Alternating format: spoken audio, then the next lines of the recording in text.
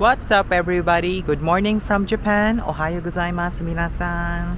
It's Dayan and welcome back again for another walk tour vlog here in my YouTube channel. We are here in Yokohama. So this is just close to the station. And this is one of the most interesting part of Yokohama, which is the business district.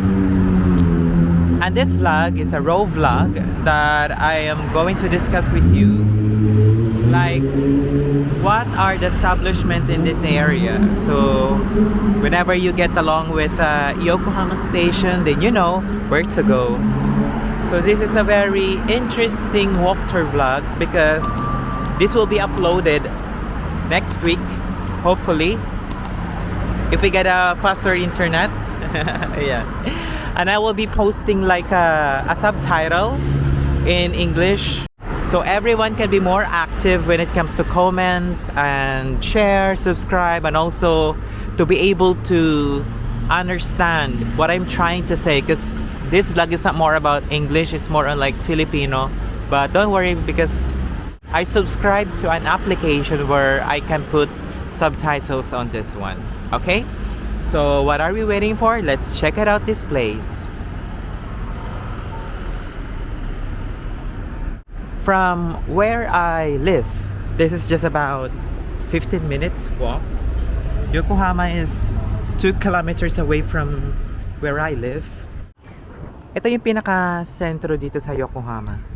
Marami dito mga hotels, tsaka marami din mga interesting na restaurants, lugar dito sa Yokohama. Hindi ko alam kung ano ang place na yon, pero siguro pag may time pa tayo, pupunta tayo doon.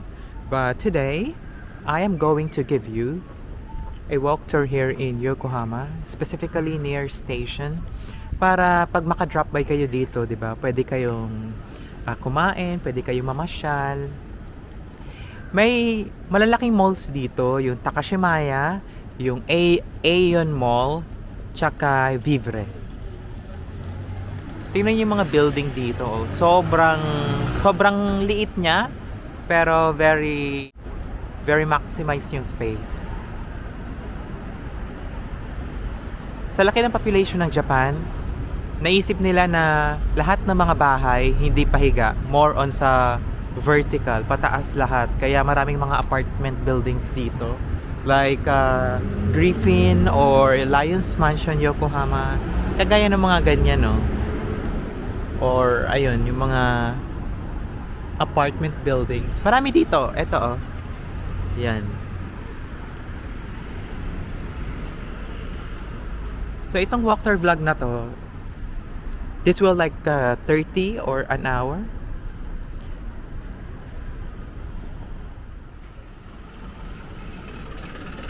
I want this vlog to be more proactive. That is why I subscribe a subtitle application here that will translate all the words that I'm going to say in order for us to understand, not just for English speaker or Filipino, but I want this vlog more proactive, like everyone can be part of this vlog. That is why I'm gonna add a subtitle. Kasi hindi naman lahat ng sasabihin ko dito talaga is English.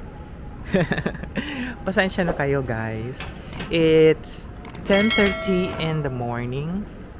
It's 19 degrees here in Japan.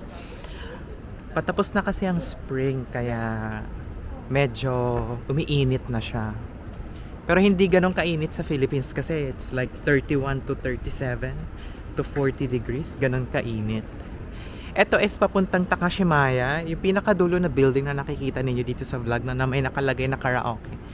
It's Takashimaya Shopping Mall. Isa sa mga mall dito sa Yokohama tsaka sa Japan. Malapit din siya sa mga train stations dito, kaya ang maganda doon, para pag may spare time kayo, pumunta kayo dito sa Japan, pwede kayo mag-shopping dyan. Ito yung sinasabi ko sa inyo na Aeon Mall na malaki. Ito, oh, yan. Mamaya pupunta tayo dyan. Sa lugar na to, marami din ditong mga fast food chain, kaya hindi ka magugutom. Etong mga yakiniku dito, restaurant.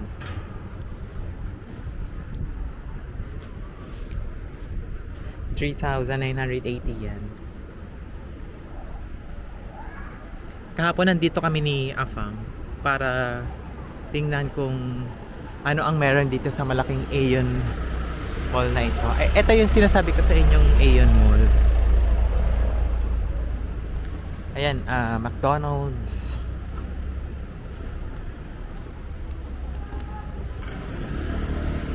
Kung bago ka dito sa channel na to, please like, share, and subscribe.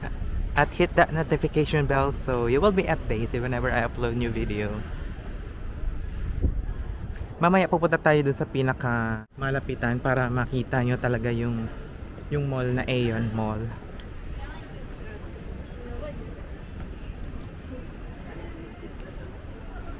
Ito yung sinasabi ko sa inyong malaking mall. Yan.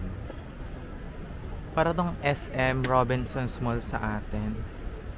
Sobrang laki niya. Kompleto na din to. May supermarket, may dip store, may gadget. Ganon. Kompleto na siya.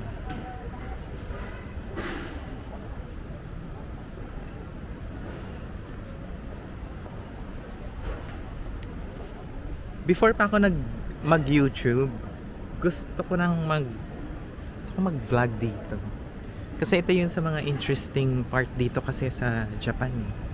Kaya gusto ko talagang i-share din siya sa YouTube para may memories din ako in case that I want to spend time alone and I want to, how do you call this one, to relax. Yung mga yan. So this is the everyday life here sa lugar na to.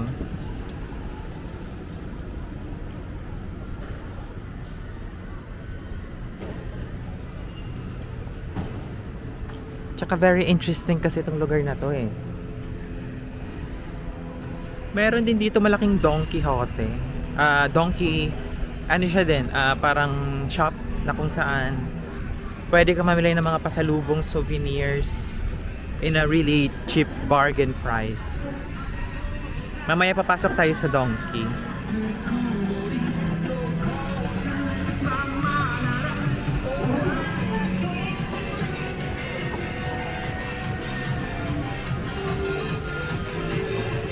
Balik tayo sa vlog. Nandito tayo sa interesting area. Dito sa Yokohama. Oh, may ichiran din dyan, oh. Guys, may ichiran na namin dito, oh, sa Yokohama Station. Ang location niya is malapit lang siya sa Don Quixote. Pag nakita niyo yung Don Quixote, katabi lang niya. Tapos katabi nito is Wendy's.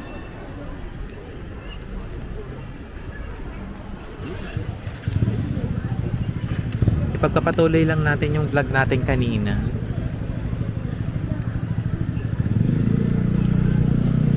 Yan.